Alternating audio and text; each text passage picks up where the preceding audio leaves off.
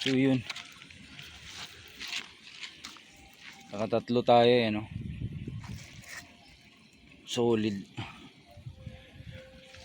So sa mga gustong sumilip sa spot na to, sa ilog lang to eh, yung palatandaan, no? Yung palatandaan. So ito, yung puno ng talisay na yan. Yan. Sa mga gustong pumunta sa spot, inaanyayahan ko kayo. Makagat ngayon eh, no? 3 piraso. 1, 2, 3.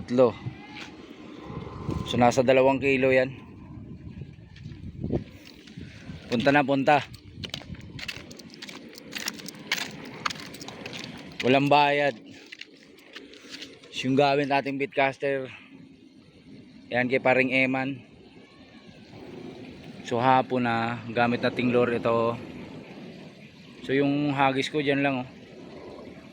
Alagang alaga yan sa pupo ng aso, kaya yun mataba dalag dyan. So yung spot, ito yung palatandaan.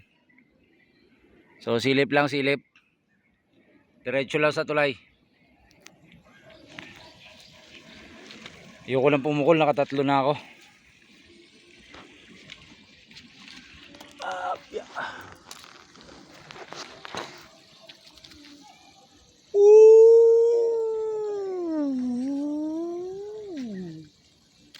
Tatlo lang.